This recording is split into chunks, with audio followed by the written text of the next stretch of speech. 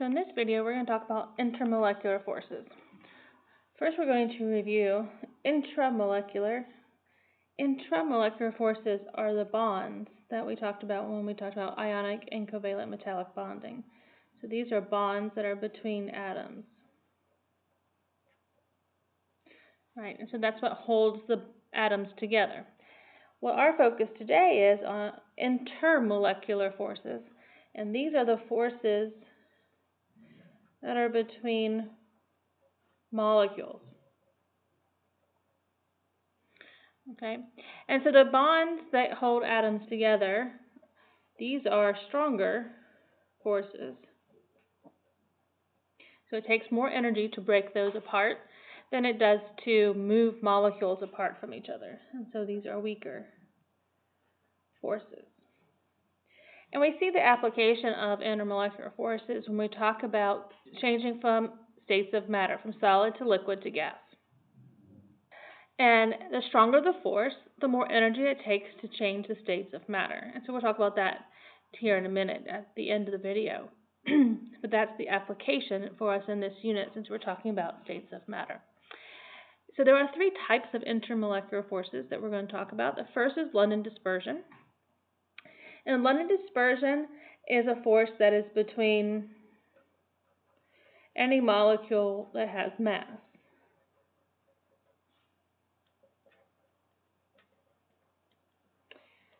And so since all matter has mass, all matter has a London dispersion force. Now the London dispersion force gets stronger as the mass gets larger. Okay, and so the stronger the London dispersion force is because the masses are larger. Okay, so that's a direct relationship. Okay, and then we have our dipole-dipole force. In a dipole-dipole force, we see a common term that we've seen before, pole, or in terms of polar. So molecules that have polarity, molecules that are polar,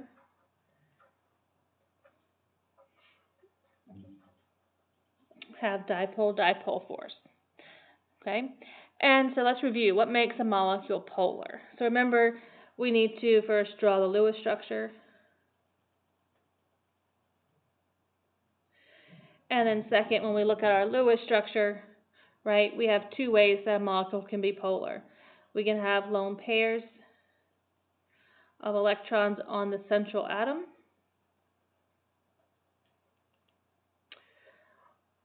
or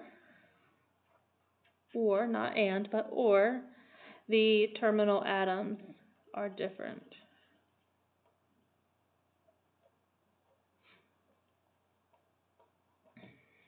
Okay, and we can only tell this by drawing a Lewis structure, and we'll see some examples here in a minute. And then our third intermolecular force is hydrogen bonding. Now, hydrogen bonding is kind of a misnomer, if you will. So it will make you think that it's the bond between hydrogen and the atom that it's bonded with, but it's actually the force of attraction from one hydrogen in one molecule to an atom in another molecule. So, but hydrogen bonding is just a stronger dipole-dipole force.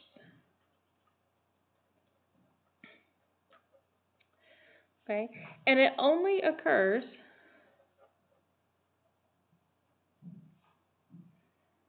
when hydrogen is bonded to S, hydrogen is bonded to N, or hydrogen is bonded to O. Okay, and so if you look on the periodic table, they come in order as NOF or NOF. Right, so only when hydrogen is bonded to those do we see the hydrogen bonding. And again, the bonding that we're talking about is, let's look at water. Right, so water molecules look like this.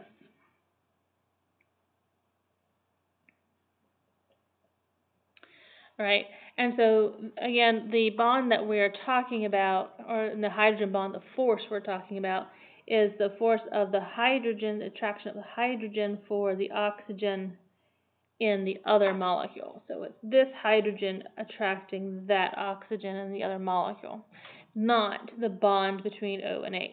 Now, this stronger attraction only happens if hydrogen's bonded to O or N or F. And that has to do with the fact that these are the most electronegative atoms, and so there's a stronger polarity, right? It creates a stronger pole, more positive, more negative, with the unequal sharing of those electrons.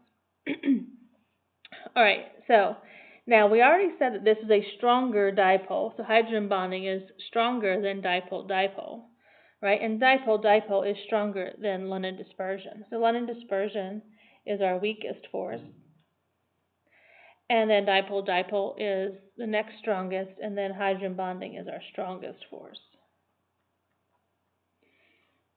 Okay?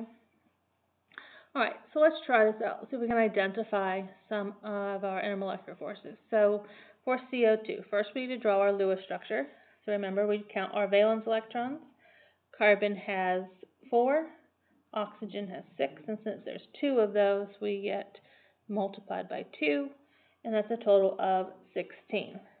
Right? And so then we bond our atoms together by putting carbon in the center. We fill in our octets, not to forget our central atom, and then we count 2, 4, 6, 8, 10, 12, 14, 16, 18, 20. That's too many. We're only allowed 16. And so we have to take away a pair, take away a pair, make them share. We would count again. We find we have 18, so we do the same thing on the other side. And we end up with a Lewis structure with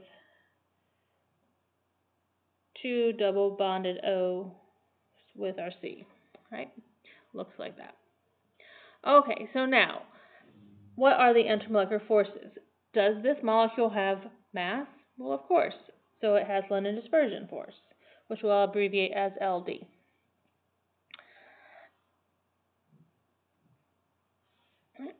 LD. And then next is it polar? Does it have dipole-dipole? And we can use DD for that. So does it have dipole-dipole force? Well, are there lone pairs on the central atom? No. Are the terminal atoms different? Are these 2 atoms here different? No, they're both oxygen. So it's not polar, so there's no dipole-dipole. And then if there's no dipole-dipole, there can't be any hydrogen bonding, because we said that hydrogen bonding is a stronger dipole-dipole force. All right, so this one only has London dispersion. All right, let's look at the next one, HF. Again, we count our valence electrons. We get 1 for our hydrogen, plus we get 7 for our fluorine, and that's a total of 8. So then our hydrogen bonds to our fluorine. We fill in our octets, remembering that hydrogen does not get an octet, right? It only ever wants 2. And we count 2, 4, 6, 8, and that's the electrons we were allowed, right? So now we look. Does it have London dispersion? Does it have mass? Well, of course, everything has mass, right? Now, dipole-dipole, is it polar? So here, do we have lone pairs on the central atom? Well, in this instance, we don't really have a central atom, right? But here we do have terminal atoms, right? The 2 ends are different. And since the 2 ends are different, it certainly is polar. And so we have dipole-dipole force. And then our hydrogen bonding. Is the H bonded to F, N, or O? Yes, it is. And so this has hydrogen bonding. So this one has all 3. All right, so let's look at pH3. Again, count up our valence electrons. P, we get 5, plus 1 for each of our 3 hydrogens, right? And that's a total of 8.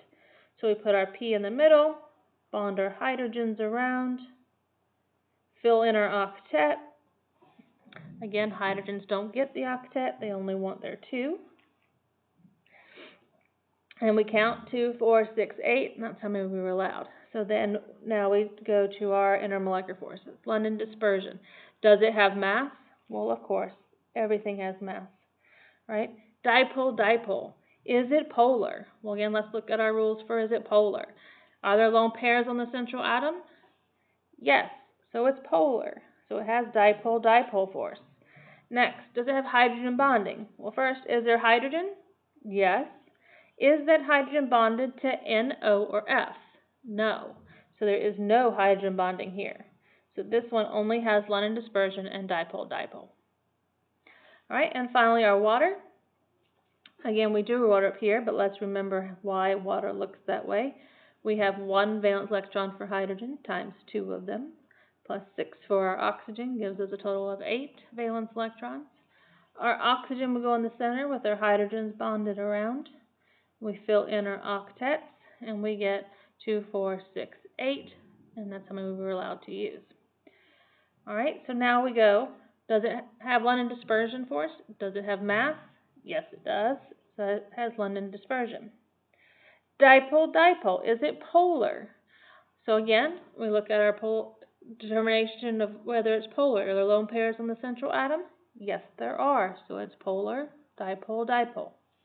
And finally, since it's polar, it might be hydrogen bonding, but only if H is bonded to F, N, or O. Do we have H bonded to F, N, or O in water? Yes, it's bonded to oxygen, so we have hydrogen bonding. Right? So that's how we identify the type of intermolecular force. Now, what does that matter, right? So what? What's the point, right? And so the point is that the forces that hold the molecules together, right, lead to properties of the compounds. They're melting and boiling points, right? So remember, melting is when we go from a solid to a liquid, and boiling is when we go from liquid to a gas. Well, molecules which are in a solid are very close together. And so in a solid, the intermolecular forces are high, right? Because something's holding them to be close together, right? And in a liquid, they're sort of in the middle, and in a gas, your intermolecular forces are very low because those molecules are very far apart, right? And so again, this is the attraction between the molecules. So this also leads to, we can determine relative boiling and melting points, okay? So the stronger the intermolecular force, the higher the melting and boiling point will be, because the stronger the molecules are held together, right, the closer they are together, the more energy it will take to move them apart. You can again think about magnets, right? We talked about this analogy before. When magnets are very close together, right, they have a very strong attraction. So when molecules are very close together, they have a very strong attraction. And the stronger that attraction, the more energy it will take to move them apart. And that's what happens when we go from solid to liquid. We move the molecules apart from each other.